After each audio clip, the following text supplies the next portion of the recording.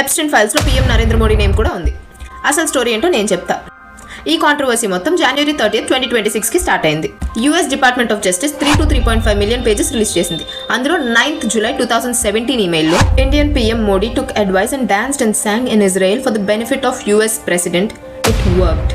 ఈ email Modi Israel visit టైంలోది. అందులో మోడీ ఎప్స్టీన్ అడ్వైస్ ఫాలో అయ్యాడని, ఇజ్రాయెల్ ట్రిప్ కి main motive is to impress Trump అని ఉంది. 25-26 June 2017 మోడీ డొనాల్డ్ ట్రంప్ తో వాషింగ్టన్ లో మీటింగ్ అటెండ్ అయ్యారు.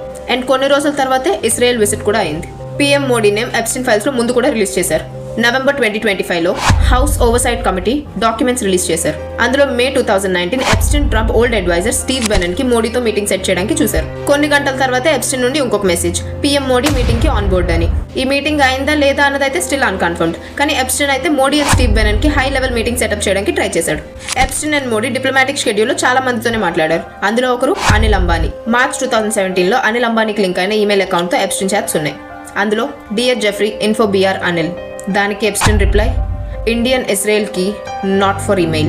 అంటే ఇండియన్ ఇజ్రాయెల్ కి ఈమెయిల్లో డిస్కస్ చేయడానికి కాదు అని. ఇది 2017లో మోడీ ఇజ్రాయెల్ విజిట్ కి కొన్ని రోజుల ముందు జరిగింది. ఎప్స్టీన్ ఫైల్స్ లో ఇంకొక Indian name Hardeep Singh Puri. November 2025లో రిలీజ్ అయిన డాక్యుమెంట్స్ ప్రకారం June 2014 నుండి January 2017 వరకు హర్దీప్ సింగ్ కి అట్లీస్ట్ 5 times ఎప్స్టీన్ తో మీటింగ్ అపాయింట్మెంట్స్ ఉన్నాయి.